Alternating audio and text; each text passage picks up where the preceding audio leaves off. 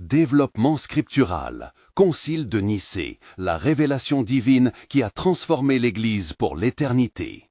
Film sacré 4K. Dans la 3e année de Joachim, roi de Juda, des voix s'élevèrent dans les provinces de l'Empire romain, annonçant une crise qui ébranlerait les fondements de la foi chrétienne. À Nicée, au cœur de cette tourmente spirituelle, se tenait un jeune évêque du nom de Nicodème, formé à la lumière de la vérité par le grand Athanase. Au milieu des préoccupations concernant l'orthodoxie chrétienne, cet adolescent fervent observait l'effervescence de la ville, où les discussions des croyants se mêlaient aux cris des marchands, créant une toile vibrante de foi et de commerce. Les portes de la basilique s'ouvrirent, laissant entrer l'odeur des encens sacrés, une odeur qui révélait une présence divine palpable. Les évêques, vêtus de leurs ornements solennels, prenaient place dans la vaste assemblée, chacun apportant le poids de la vérité à défendre face à des légions d'idées qui semblaient séduire le peuple. La conscience du jeune Nicodème, à son premier rang, était déjà en émoi. Il savait que chaque voix ici était porteuse d'un message vital. Alors qu'Athanase s'élevait pour défendre hardiment sa position, déclarant le Christ de même substance que le Père, Nicodème sentait son cœur frémir. Ces mots, puissants et vibrants, étaient comme des éclats de lumière dissipant les ténèbres.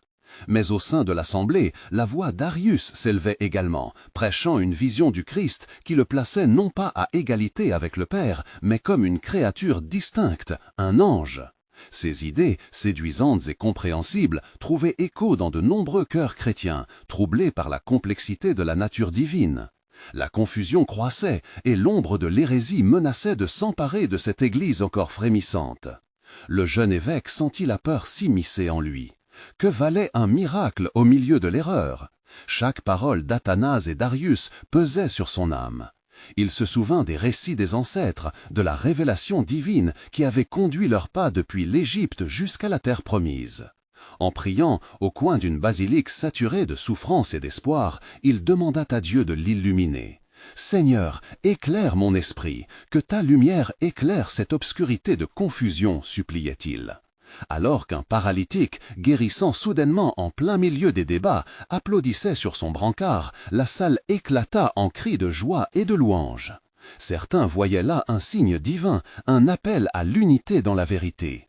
Ce moment renforça la conviction de Nicodème. Il ne pouvait plus rester silencieux. Avant de continuer avec ce récit biblique incroyable, je veux m'assurer que vous ne manquez aucune de ces histoires puissantes des Écritures. Cliquez sur l'icône de cloche et sélectionnez toutes les notifications. Ces narratifs bibliques ont transformé d'innombrables vies à travers l'histoire. Si la parole de Dieu à travers cette histoire vous bénit, s'il vous plaît, aimez et partagez avec quelqu'un qui a besoin d'entendre sur la fidélité de Dieu aujourd'hui. Dites-moi dans les commentaires, quelle histoire biblique a le plus impacté votre parcours de foi? Je suis toujours émerveillé de comment la parole de Dieu parle au cœur à travers les générations. Maintenant, continuons avec ce que le Seigneur fit ensuite. Le cœur battant, Nicodème, conscient de la responsabilité qui pesait sur ses épaules, s'avança parmi ses pairs. Il était conscient, plus que jamais, que l'avenir de l'Église, son héritage, était suspendu à la décision de cette assemblée. La voix de Nicodème résonna dans le tumulte. La vérité devait prévaloir sur la paix fragile. Un choix devait être fait pour la gloire de Dieu. L'histoire de cette lutte spirituelle débutait. Qui sortirait vainqueur de cette mêlée sacrée et quel témoignage laisserait-elle pour les générations futures? Alors que Nicodème s'installait pour prendre la parole, une tension palpable enveloppait la salle. Les visages des évêques reflétaient un mélange d'incertitude et d'espoir. Les murmures de l'assemblée, comme un vent léger, soulevaient des cris de désaccord, et dans l'ombre, une vérité inquiétante se dessinait. Nicodème se tenait là, tremblant non seulement devant les hommes, mais devant la responsabilité sacrée qui pesait sur son âme. « Frère bien-aimé, commença-t-il d'une voix qui, bien que tremblante, était empreinte de passion. Nous sommes à une croisée des chemins. Le Christ, notre Sauveur, ne peut être un simple messager. Il est le Verbe qui était avec Dieu et qui est Dieu, comme il est écrit dans Jean 1:1. Comment pouvons-nous abandonner cette vérité pour des contes séduisants ? À ces mots, une clameur s'éleva parmi l'assemblée. Certains applaudirent, d'autres chuchotèrent des protestations. L'esprit de division s'intensifiait tant à l'intérieur qu'à l'extérieur des murs de la basilique. C'était comme si les portes de l'enfer s'ouvraient pour dévorer la lumière de la vérité. « Écoutez, écoutez » implora Nicodème avec une ferveur croissante. « Nos ancêtres ont traversé des épreuves inimaginables afin de préserver la parole de Dieu. Vous vous souvenez de ce que le prophète Ésaïe a annoncé ? Pour nous, un enfant est né, un fils nous est donné, et la domination reposera sur son épaule. On l'appellera merveilleux, conseiller, Dieu fort, Père éternel, prince de la paix. » Ésaïe 9,6. Il est tout cela, rien de moins. Un murmure d'acquiescement traversa l'assemblée, mais l'ombre de l'hérésie ne reculait pas facilement. Arius, de son côté, fixa Nicodème d'un regard perçant. « Que diriez-vous des passages qui semblent indiquer que le Fils est le premier des créés » interrogea-t-il, mêlant défi et caresse de charme sur ces mots. Nicodème, voyant les doutes dans les yeux de certains, répondit avec calme. Le Fils n'est pas une création, mais le Créateur. C'est en lui que toutes choses ont été créées, comme l'affirme Colossiens 1,16-17. Nous ne pouvons permettre que notre compréhension de la nature du Christ soit réduite à des mots qui nous rassurent, mais nous éloignent de la vérité. L'esprit de l'assemblée fut troublé. Nicodème, voyant l'importance de sa voix, poursuivit avec ardeur. Il citait les miracles, les signes et les prodiges de Jésus, faisant appel à des souvenirs partagés. La guérison du paralytique résonnait toujours dans l'enceinte. Ces événements, témoins de sa divinité, étaient des preuves vivantes de son pouvoir. Mais au fur et à mesure que son plaidoyer s'intensifiait, un silence mystérieux tomba sur la basilique. Un homme s'était levé, le visage baigné de lumière. C'était l'ancêtre, l'un des pères de l'Église. Sa présence apaisait. La vérité finira toujours par triompher à travers ceux qui osent se lever pour elle, déclara-t-il d'une voix profonde. Rappelons-nous des promesses qui nous ont été données. Il ne s'agit pas seulement de mots, mais de la vie incarnée du Christ. Des larmes montaient dans les yeux des évêques. L'ambiance de doute commença à se dissiper, éclairée par une nouvelle révélation. Dieu envoyait des signes. Face à cette scène, il était évident que quelque chose de plus grand se tramait. Ces débats, ces opinions et ces âmes tourmentées étaient tous conduits par la main invisible du Créateur. Comme il est écrit dans Ésaïe 55, 8-9, « Car mes pensées ne sont pas vos pensées, et vos voix ne sont pas mes voix. » Le temps de la décision approchait. Quelles répercussions auraient les choix faits ici ce jour-là sur le reste des âges? La lutte pour la vérité éternelle était à son paroxysme. Et dans les cœurs de ceux qui écoutaient, un murmure commença à résonner. « Seigneur, montre-nous ton chemin, que ta volonté s'accomplisse. » La voix du Saint-Esprit se mit à vibrer dans l'assemblée, comme le doux souffle d'une promesse divine qui n'attendait que d'être révélée. Nicodème, conscient du poids de la portée de ces mots, sut que le moment des révélations s'annonçait. Les tempêtes de ce monde n'étaient que la préface d'une gloire à venir. Dieu avait un plan, et ceux qui le cherchaient de tout leur cœur découvriront bientôt la richesse de ce mystère divin, car, comme dit l'Écriture, mais ce qu'elle ne savait pas sur le plan de Dieu. La tension des cœurs s'épaississait alors que Nicodème, renforcé par la lumière de la vérité, se tenait comme un phare dans l'obscurité. Les mots qui s'échappaient de ses lèvres n'étaient pas seulement des arguments théologiques, mais des cris de l'âme. « Que chacun d'entre nous se rappelle, s'exclama-t-il, que nous avons été témoins de sa gloire, la gloire du Fils unique, rempli de grâce. » Jean 1,14. Un silence solennel suivit ce rappel, comme si chaque évêque ressentait le poids des nations à venir, le cri du sang versé pour la vérité. Arius, désireux de ne pas céder, fit un pas en avant, son visage marqué par la détermination. Vous invoquez des miracles, mais que dire des doutes de ceux qui voient dans le monde des souffrances sans fin et des cœurs brisés? Preuve que le Fils ne peut être à la fois Dieu et homme. Sa voix portait une lueur de défi, comme la foudre prête à frapper. Nicodème sentit son cœur se soulever. N'est-ce pas à travers notre souffrance que la gloire de Christ se révèle le plus? Écoutez les Écritures. Il a porté nos souffrances et s'est chargé de nos douleurs. Ésaïe 53, 4. Le Fils a pris chair pour nous, pour racheter un monde en perdition. Il est le médiateur entre Dieu et les hommes, le seul chemin vers la rédemption. 1 Timothée 2,5. Des murmures d'approbation et d'angoisse s'entremêlaient. Les esprits vacillaient entre la vérité de Nicodème et les doutes instillés par Arius. Ce dernier, sentant les fissures dans l'armure de son adversaire, continua. Mais comment alors accepter l'idée que le Fils soit coéternel avec le Père ? Si le Fils est Dieu, pourquoi a-t-il prié? Pourquoi a-t-il souffert? À ces mots, comme un souffle d'esprit, une voix s'éleva parmi l'assemblée. Une femme, souvent oubliée des récits, mais riche de sagesse, s'avança. La prière de notre Seigneur n'est pas un signe de faiblesse, mais d'une complète soumission à la volonté du Père.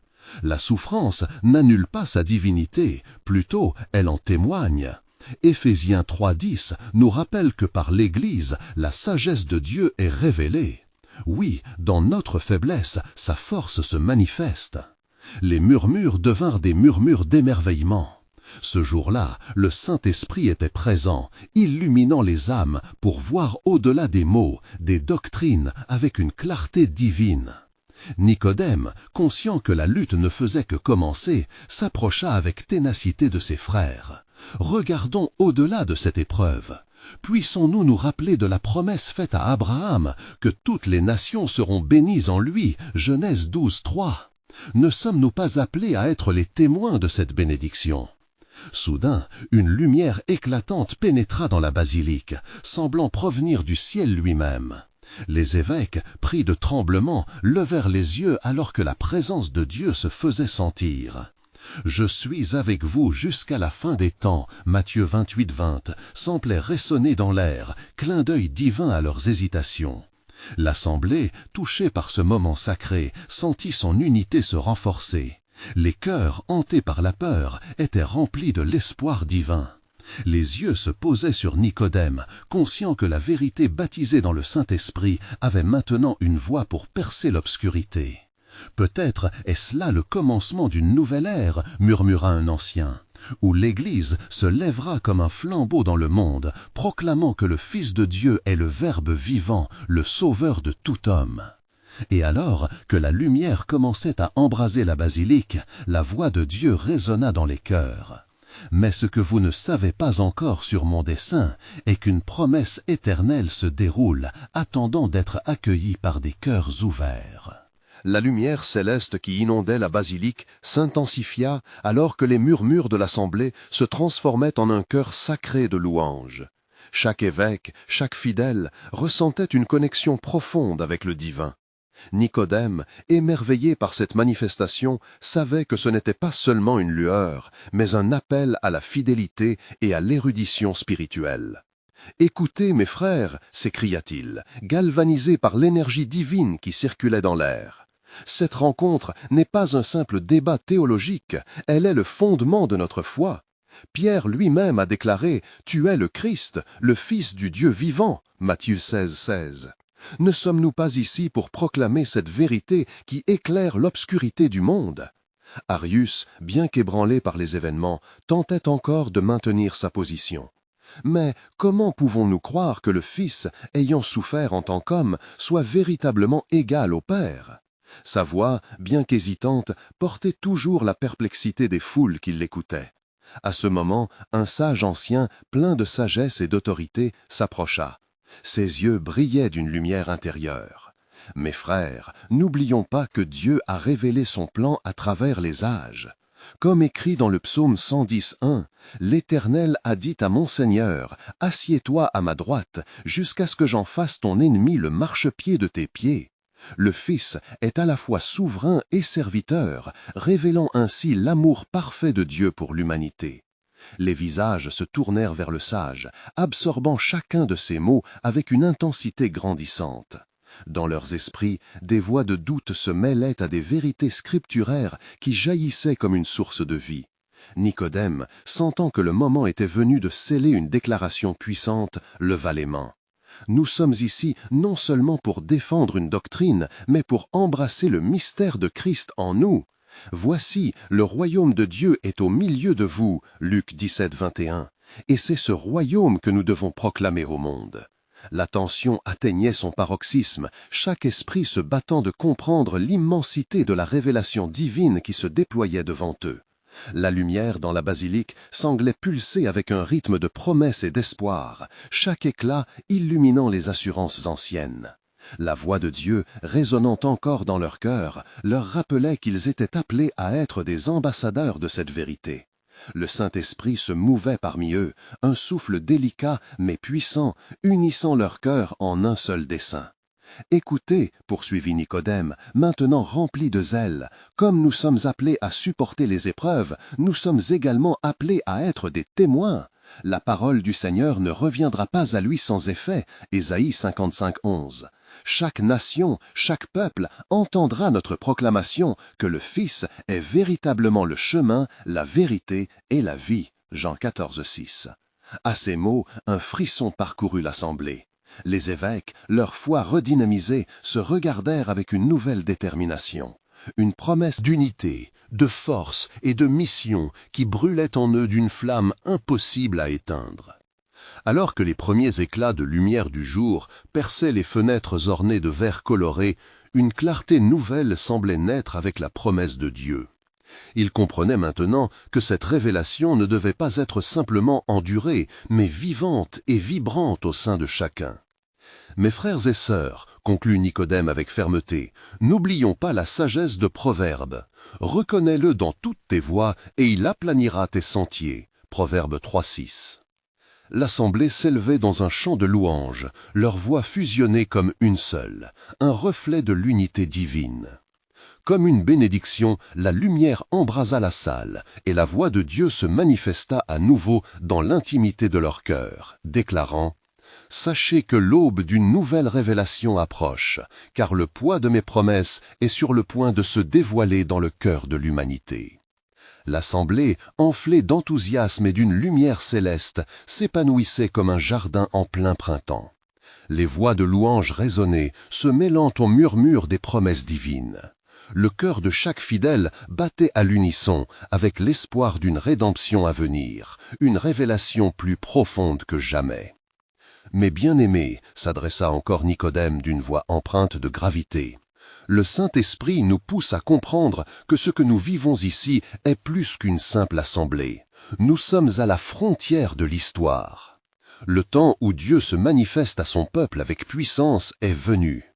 Écoutez les paroles du prophète Ésaïe. « Voici, je fais une chose nouvelle. » Ésaïe 43, 19. Êtes-vous prêts à recevoir cette nouveauté dans vos cœurs ? La foule, captivée par ces paroles inspirées, ressentait le frisson d'une promesse renouvelée. Les visages s'illuminaient, animés par une flamme d'anticipation. Mais alors qu'ils étaient réunis dans cette unité sacrée, l'ombre du doute émergeait à nouveau dans l'esprit d'Arius. « Comment pouvons-nous être sûrs que cette nouveauté n'est pas une illusion ?» s'interrogea-t-il, son ton à la fois défiant et désespéré. N'oublions pas les enseignements des ancêtres qui nous ont mis en garde contre les fausses doctrines. Au fond de la basilique, un autre évêque, appelé Athanas, se leva avec une passion brûlante. « Mon frère, n'oublie pas que lorsque nous cherchons la vérité avec un cœur sincère, Dieu lui-même guide nos pas. Ésaïe nous rappelle, le peuple qui marche dans les ténèbres verra une grande lumière. Ésaïe 9.2. Ce n'est pas le moment de se détourner, mais de s'avancer vers cette lumière. » Les applaudissements fusèrent, et de plus en plus d'évangélistes se levaient pour ajouter leur voix. Les arguments d'Arius étaient de moins en moins entendus au milieu de cette clameur sacrée. La basilique vibrante était devenue un sanctuaire de la vérité céleste. Soudain, dans cette atmosphère d'intensité spirituelle, une douce brise balaya l'assemblée, accompagnée d'un murmure divin. « Vous êtes mes témoins. » La voix du Tout-Puissant se fit entendre distinctement. Chaque cœur trembla. L'assemblée, dans un silence respectueux, écoutait avec une ferveur renouvelée. Comme le soleil se lève chaque matin, il en sera de même pour la vérité révélée. Le Fils que vous défendez est le vrai pain descendu du ciel. Jean 6, 51. Cela ne peut être ni contesté ni diminué. Votre adhésion à cette vérité est la clé de votre mission. À ces paroles, une clarté surnaturelle remplit la salle, et le visage de Nicodème s'illumina. Ils savaient que cette révélation ne serait pas seulement un moment pétri d'émotion, mais un tournant dans l'histoire de l'Église. « Voyez comment nous sommes rassemblés, dit-il, ses bras ouverts comme pour accueillir chacun dans l'étreinte divine. L'unité qui est en train de se former ici est un appel à l'action. Ne nous laissons pas emporter par les doutes, car sommes-nous pas soutenus par l'Écriture? Établissez-vous fermes dans la foi, 1 Corinthiens 16, 13. Les esprits commençaient à s'éclaircir. L'Assemblée était prête à avancer, à proclamer la vérité d'une manière qui transcenderait les générations. Alors qu'un silence sacré régnait, tandis que la lumière du jour s'intensifiait encore, chacun savait qu'ils étaient sur le point de faire face à un tournant divin dans l'histoire.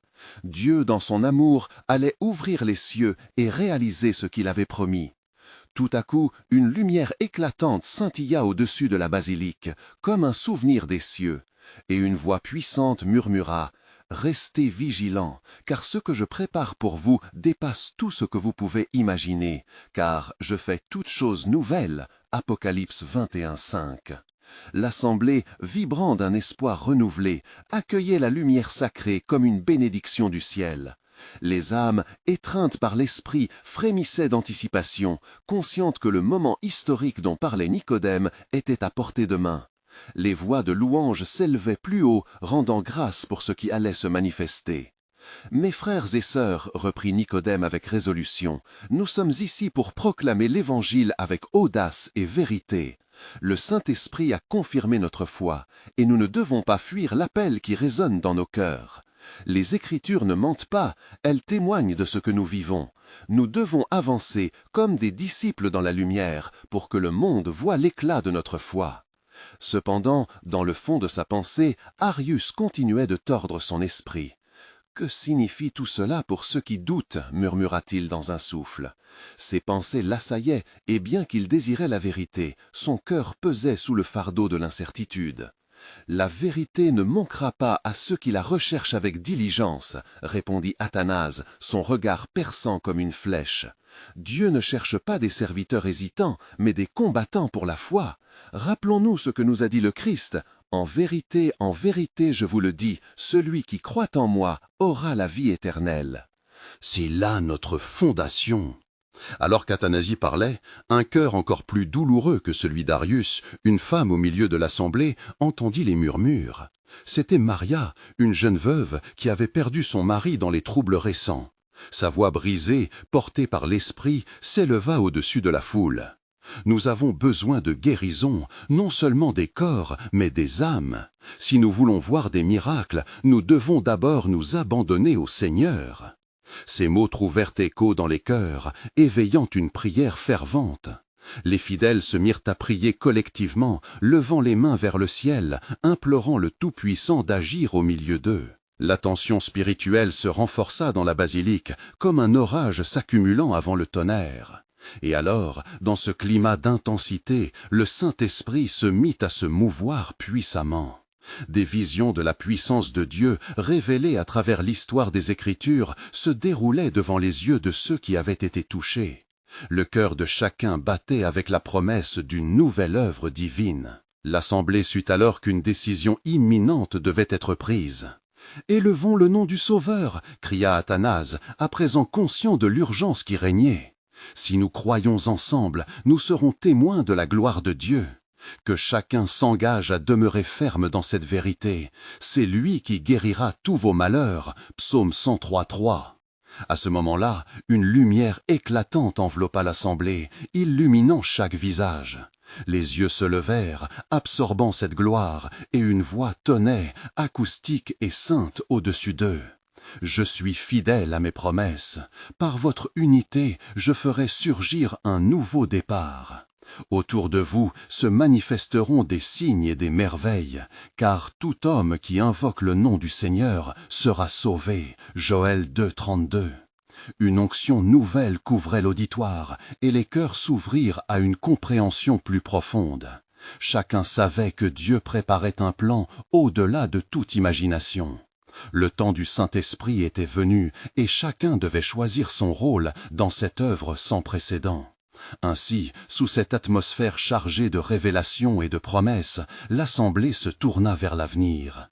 Ils comprenaient que ce qu'ils vivaient était une porte, un prélude à un dénouement qui marquerait l'histoire.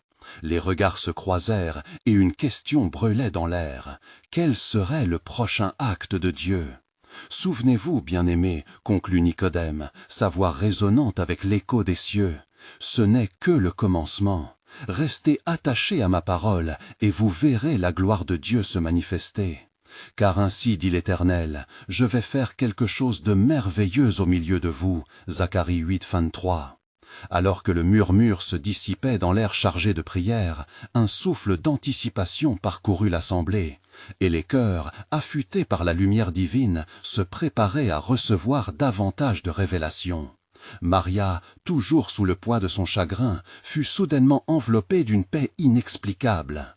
Sa main se leva et une nouvelle détermination éclaira son regard. « Les promesses de Dieu ne cessent jamais d'être vivantes !» s'écria-t-elle. « Même dans notre douleur, il est là, toujours prêt à guérir et à restaurer. » Ce mot résonna comme une cloche sacrée. Les fidèles, galvanisés par son acte de foi, se mirent à prier plus encore, les bras tendus vers le ciel. Les larmes de Maria n'étaient plus seulement des larmes de peine, mais des larmes de délivrance, une véritable confession que Dieu est au milieu de son peuple, prêt à agir. Athanase, du fond de son cœur embrasé par l'esprit, se leva à son tour. « Bien-aimés, les Écritures nous rejoignent aujourd'hui dans notre détresse. N'est-ce pas écrit? Il a été blessé pour nos révoltes, brisé pour nos iniquités. Le châtiment qui nous donne la paix est tombé sur lui, et c'est par ses meurtrissures que nous sommes guéris. » Ésaïe 53, 5. Ce message est pour tous, et cette promesse n'ignore personne. Les fidèles, inspirés par ces paroles, s'unirent dans un chant puissant qui s'élevait comme une douce mélodie vers les cieux. Chaque note exprimait la profondeur de leur désir de voir l'œuvre de Dieu se manifester. Le Saint-Esprit, à présent libre dans cette atmosphère de foi et d'attente, semblait souffler à travers chacun des présents, éclairant leur chemin. Dans ce moment de ferveur, un homme, Eldad, un ancien de l'assemblée, se leva avec un faible tremblement. « J'ai eu une vision, déclara-t-il, d'une voix empreinte de gravité. J'ai vu des flots d'eau vive couler de l'autel, et ces eaux apporter guérison et vie. Les cœurs endurcis seront adoucis, et ceux qui crient dans l'isolement découvriront une communauté de foi parmi vous. » Ces mots eurent un impact profond, causant une onde de choc au sein de l'assemblée. C'était une révélation de la promesse de Dieu d'introduire une nouvelle ère de puissance et de guérison. Les croyants savaient que c'était le temps de se lever, de marcher en unité et de faire face à l'ennemi avec détermination. Leurs mains s'élevèrent haut, et dans ce momentum, une voix venant de l'arrière de l'assemblée, celle d'Arius, se fit entendre, vibrante de désir. « Que devons-nous faire, frères et sœurs, pour être parmi ceux qui marcheront dans cette lumière ?» Un silence saint tomba, car tous comprenaient l'appel urgent à la réponse.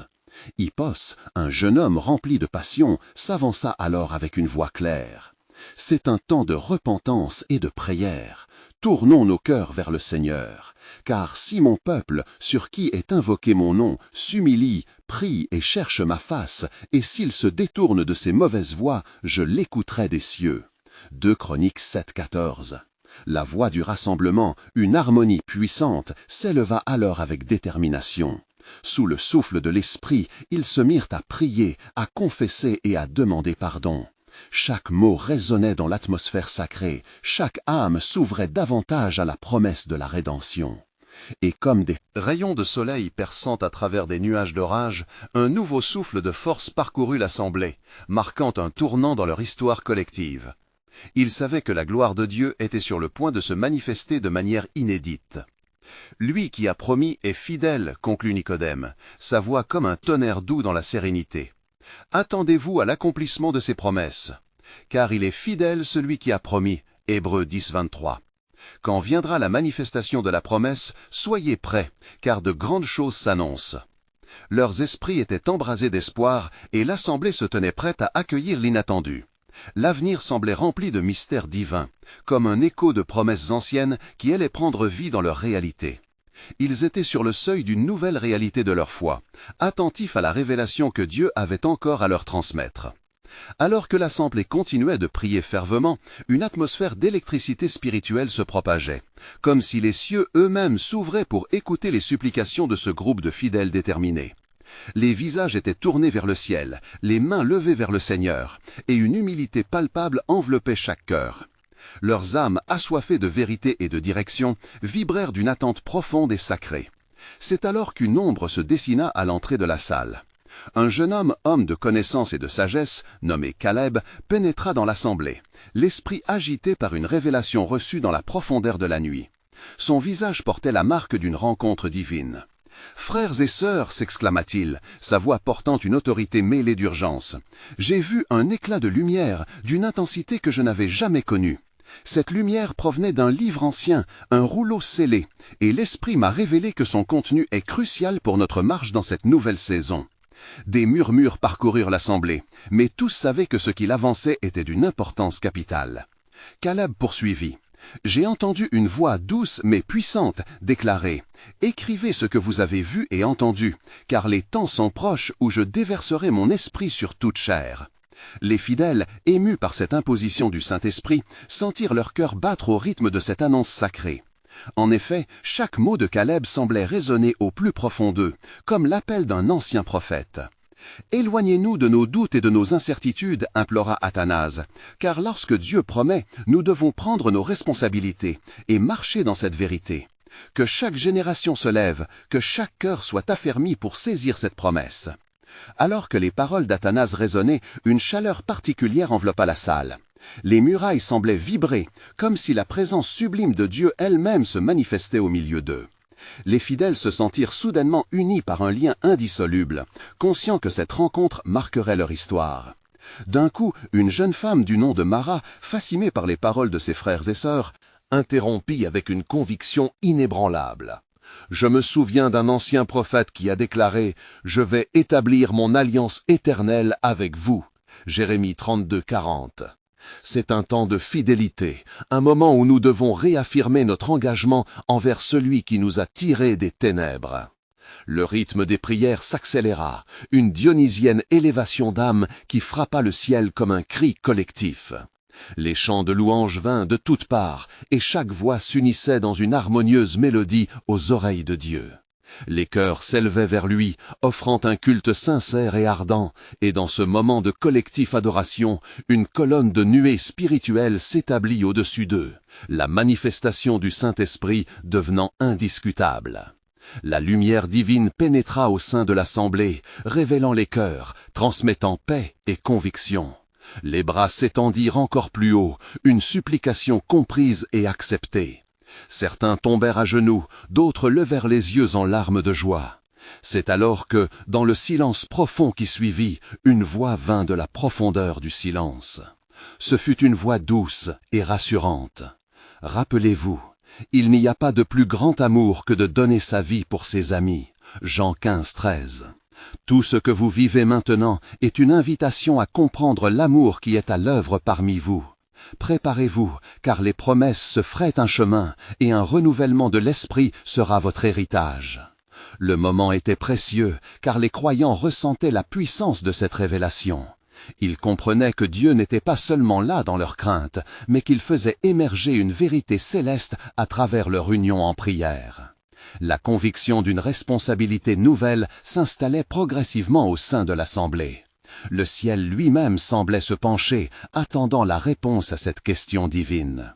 Ils savaient que l'histoire de leur foi était sur le point de s'écrire sous l'inspiration de l'Esprit, apportant des révélations qui transformeraient non seulement leur communauté, mais également l'Église tout entière.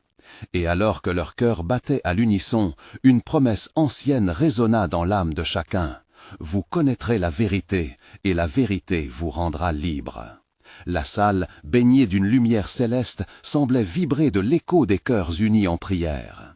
L'atmosphère était dense de promesses divines, et chaque fidèle ressentait un appel à la mission qui s'annonçait. Caleb, se tenant au milieu de l'assemblée, regardait ses semblables, ses yeux empreints de sagesse et de détermination. « Nous avons recueilli des promesses, déclara-t-il, mais à présent, il nous faut agir. Nous devons chercher ce rouleau, car il contient les révélations pour notre temps. Ce que nous avons vu n'est que le début de la révélation que Dieu veut apporter. Les murmures d'approbation se firent entendre, une cascade d'amen qui résonnait dans le cœur de chacun. À l'arrière de la salle, Jonas, un homme âgé aux cheveux blancs comme neige, se leva. Son visage était marqué par des années de service et de fidélité. Ne l'oublions pas, commença-t-il, sa voix tremblante mais ferme, nous sommes héritiers des promesses. Comme Moïse, il nous incombe d'être des témoins de la vérité que Dieu nous a révélée. Les yeux se tournèrent vers Jonas, conscient de la sagesse qui émanait de ses paroles.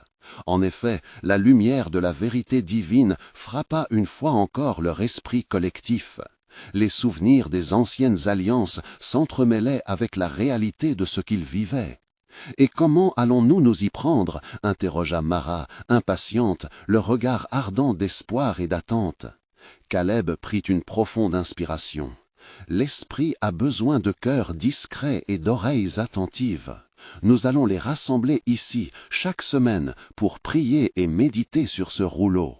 Nous devrons aussi nous préparer à partir, car la mission dépassera nos attentes. Il y a des localités obscures où la lumière de Christ n'a pas encore brillé. Les visages s'illuminèrent à cette perspective, réalisant que chaque pas d'obéissance pourrait prolonger le royaume de Dieu sur terre. L'assemblée s'éleva en criant « Envoyez-nous, Seigneur !» Alors que les chants de louange redoublaient d'intensité, une vision soudaine traversa l'esprit de Caleb. Il se rappela d'un passage des Écritures que l'Esprit lui avait révélé. « Il se lèvera un prophète au milieu de vous, tel que moi. Vous l'écouterez dans tout ce qu'il vous dira. » Deutéronome 18:15. Époustouflé par la force de cette révélation, il comprit que ce message n'était pas seulement pour leur communauté, mais pour les générations à venir. Un frisson parcourut l'assemblée, et chacun ressentait l'imminence d'un mouvement divin. La voix de Dieu continuait de résonner dans les murs de l'assemblée, une déclaration vivante, pas seulement pour le moment présent, mais pour un futur glorieux. Mais soudain, un fracas inattendu se produisit à la porte de la salle. Une silhouette se tenait là, le visage obscurci par l'ombre. « Qui ose interrompre ce moment sacré » s'écria Caleb, avec un mélange d'inquiétude et de détermination. La silhouette avança, sa présence, bien que attendue, était troublante. Les murmures de l'assemblée se turent, et la tension dans l'air devint palpable. Non pas simplement d'inquiétude, mais de l'éveil à une potentielle révélation divine. « Je viens en paix » déclara la silhouette, sa voix résonnante avec un pouvoir ancien. « Mais que votre foi soit éprouvée, car des tempêtes se profilent à l'horizon. Le rouleau que vous cherchez est gardé à l'écart, et seul un cœur pur peut le délivrer. » L'assemblée restait suspendue aux paroles de l'inconnu, vibrante d'attente. Caleb, les yeux fixés sur cette figure, comprit que ce chemin ne serait pas sans épreuve et qu'il nécessiterait une consécration et une purification profonde. « En vérité, répondait-il avec ferveur, nous sommes prêts à nous engager, quelles que soient les souffrances, car même si nous traversons la vallée de l'ombre, nous ne craindrons aucun mal, car tu es avec nous. » La voix mystérieuse, portant un poids de vérité ahurissant, promit. « Soyez donc diligents, car celui qui est en vous est plus grand que celui qui est dans le monde. » 1 Jean 4:4. Et ainsi, alors que l'assemblée reprenait ses chants, un nouveau chemin s'ouvrait devant eux, tapissé d'épreuves, mais aussi d'arrangements divins. Le moment était imminent, car au cœur de la tempête se révélerait un glorieux dénouement de la volonté de Dieu. La lumière de l'aube perçait à travers les vitraux colorés de la basilique, baignait les visages des évêques de nuances chatoyantes, témoins d'une promesse en train de se réaliser. Nicodème, au centre de cette assemblée religieuse, avait le cœur encore vibrant de l'appel divin qu'il avait ressenti. La tension palpable qui saturait l'air était devenue un murmure d'anticipation, alors que chacune des paroles échangées résonnait comme une mélodie sacrée. « Nous avons entendu les paroles de l'inconnu, » commença Nicodème, levant ses mains avec détermination. « L'héritage que nous portons n'est pas seulement le fardeau d'un passé, mais la lumière d'un avenir glorieux. Comme il est écrit, nous sommes ambassadeurs pour Christ, 2 Corinthiens 5:20. Il est temps de revendiquer la vérité que nous portons en nous, cette vérité qui nous a été révélée dans le Fils. Leur cœur battant à l'unisson, les évêques hochaient la tête, assoiffés d'agir selon cette inspiration. Dans les rangs, de nouveaux murmures de détermination partageaient une conviction renouvelée. Les visions de la puissance de Dieu à l'œuvre dans le monde attisaient les flammes résiduelles de leur foi, leur rappelant que quelque chose de grand s'annonçait. Puis, l'homme mystérieux qui avait interrompu leur réunion s'avança lentement, son visage apparaissant enfin sous la lumière éclatante. Ses traits étaient empreints d'une sagesse ancienne, son regard perçant, comme s'il pouvait voir au cœur des âmes. « Je suis un messager », déclara-t-il, sa voix profonde résonnant à travers la salle. « Je suis ici pour vous avertir que la route devant vous sera semée d'embûches. Le rouleau que vous cherchez détient la clé à votre prochain chapitre, mais sa découverte exigera un sacrifice. » Un frisson parcourut l'assemblée. Chacun comprenait que ce qui avait été annoncé était bien plus qu'une simple révélation. C'était une mission divine. Quel sacrifice osa demander un néophyte alors que le silence s'installait. L'inconnu, patient, répondit avec gravité. Un sacrifice de vos propres conforts, un abandon de vos craintes. Vous devrez être unis dans votre quête afin de percer les cieux troublés. Mais rappelez-vous, là où 2 ou 3 sont assemblés en mon nom, je suis au milieu d'eux. Matthieu 18:20. Si vous êtes unis, vous serez puissants. Les convictions de l'assemblée se renforcèrent alors que chacun ressentait l'importance d'une telle quête. L'idée d'unir leurs forces pour plonger dans cette mission divine éveillait un sens de communauté et d'appartenance dans l'esprit des évêques, renouvelant l'espérance dans leur cœur. « Nous marcherons ensemble », déclara Athanase, enjoignant les siens à l'unité. « Nous ne fléchirons pas, car notre cause est juste et Notre foi est inébranlable. Nous avons vu la puissance de Dieu se manifester. Que ceux qui doutent se lèvent avec nous, car notre appel est puissant. » Devant cet appel à l'unité, chaque évêque se leva, révélant une plénitude de force. Leur voix s'élevait en une louange collective, rendant hommage à la promesse de Dieu d'accomplir de grandes œuvres parmi eux. La lumière semblait plus brillante, tandis que les chants résonnaient, et le mystérieux visiteur observa avec un sourire approbatif. Il savait que le Saint-Esprit s'était déjà mis à l'œuvre au sein de cette assemblée, attisant les flammes de la foi. « Préparez-vous à être éprouvés », avertit-il une dernière fois, avant de s'éclipser dans l'ombre, laissant derrière lui une pièce chargée d'une profonde expectation. Le rouleau sera révélé au cœur de ceux qui cherchent vraiment. La détermination, désormais gravée dans l'âme de chacun, possédait un poids tangible. Nicodème leva les bras, prêt à conclure cette rencontre spirituelle puissante. Nous approchons du moment où la révélation se dévoilera à nous. Que chaque cœur soit sincère et chaque esprit éveillé, car notre voyage commence ici et maintenant. Comme il est écrit dans Ésaïe 42:9, « Voici, les choses anciennes sont accomplies et je déclare de nouvelles choses. » L'assemblée s'unissait dans un murmure fervent, consciente que la main de Dieu serait révélée d'une manière incroyable et que leur marche vers la vérité n'avait fait que commencer. « En avant, mes frères !» s'exclama Nicodème, « car des promesses trépidantes nous attendent. » Et dans ce moment véritablement sacré, les fidèles ressentirent une anticipation, un élan, comme si les éclats du ciel se reflétaient sur leur vie, tout en attendant la prochaine révélation de la volonté souveraine de Dieu.